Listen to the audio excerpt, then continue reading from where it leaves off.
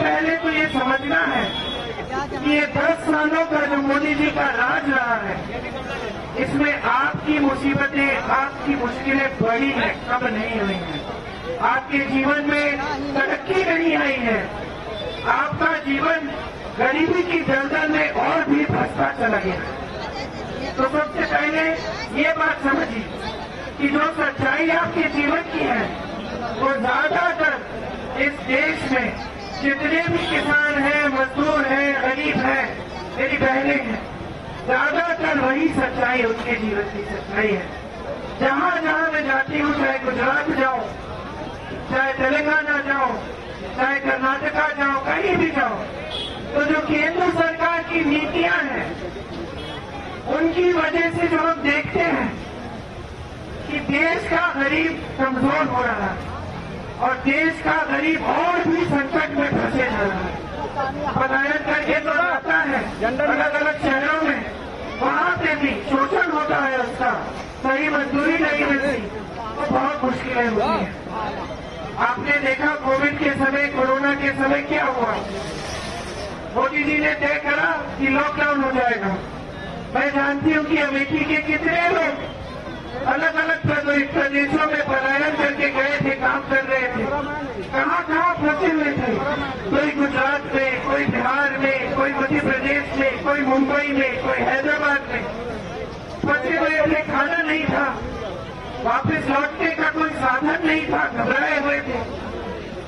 उस समय मेरे भाई राहुल जी ने कहा, सांसद नहीं थे आपने हरा दिया था चुनाव, लेकिन उन्होंने सबसे पहले ये कहा कि अमेठी के जो भी वासी हैं उनको ढूंढो, अलग अलग प्रदेशों में जहां भी हैं उनके लिए साधन का इंतजाम करो, मदद करो, उनको घर वापस सही सलामत ले आओ।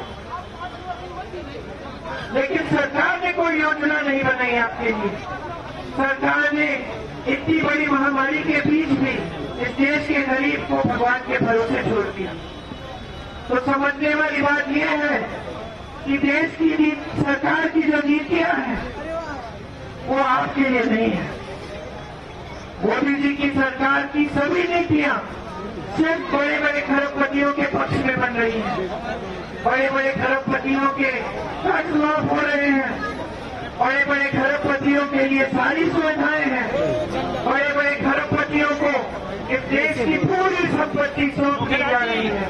देश के बंदरगाह, देश के हवाई अड्डे, देश के खदान, देश की बिजली, देश का कोयला, देश की बड़ी बड़ी कंपनियों की सब्सिडी, सारी बड़े बड़े खरबपतियों को दी जा रही है। ऊपर से देश के सारे टीवी के चैनल आज बड़े बड़े खरबपतियों ने खरीद रखे हैं। तो जो आपको टीवी पे दिखता है वो भी सच्चाई नहीं है।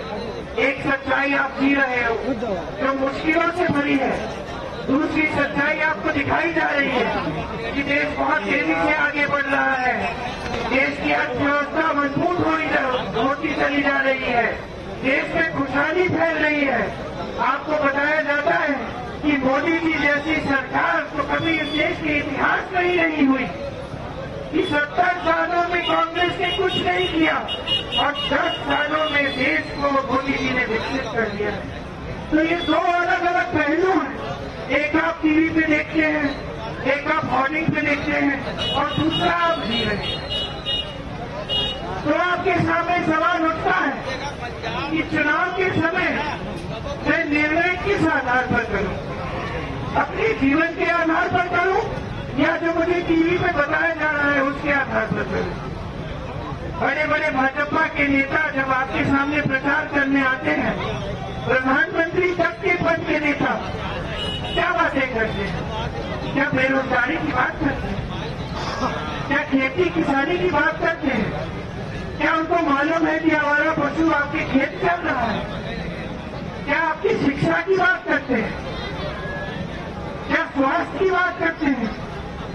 बात यह होती है, धर्म की बात होती है कि आपका धर्म संकट में है, बाकी पार्टियां धर्म विरोधी है, आपके धर्म पे आक्रमण है। आपको कहा जाता है कि जो कांग्रेस पार्टी है उससे सावधान रहो, ये धर्म विरोधी पार्टी है। आपको कहा जाता है कि कांग्रेस पार्टी की नेता आपके घरों में आके आपके गहने ले जाएंगे, किसी दूसरे लोग को दे देंगे। आपको बताया जाता है कि गहने क्या, अगर आपके पास 2 भैंसे हैं तो कांग्रेस पार्टी एक भैंस चढ़ा के ले लेगी, किसी और को दे देगी। ये बातें होती है चुनावी मंच पर आपसे जो आपकी समस्याएं हैं उनकी बात नहीं हो रही है। आपको ये नहीं बताया जा रहा है कि बेरोजगारी को कम करने के लिए क्या किया है, कितने रोजगार दिए हैं, महंगाई को कम करने के लिए कुछ किया भी है कि नहीं। सिर्फ आपको गुमराह करने की बातें होती हैं। आपके घर में बहनें आ जाती हैं दुर्दुनिया करने के लिए, कहती है वचन लो भगवान के नाम कि भाजपा को वोट दोगी। भगवान कह रहे हैं आपको, भगवान तो यही कहेंगे कि जागरूक बनो, भगवान तो यही कहेंगे कि उसकी जो झूठा है उसको समझो, उसको पहचानो, जो सच्चा है उसको पहचानो।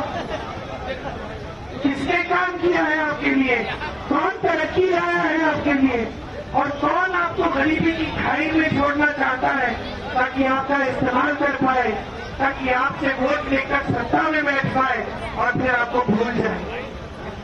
ये पहचानने की बहुत जरूरत है। आज पिछले चुनाव में बहुत प्रचार किया गया था मेरे परिवार के बारे में, आज भी किया जा रहा है। इंदिरा जी जैसी शहीद महान महिला के बारे में कहा जाता है।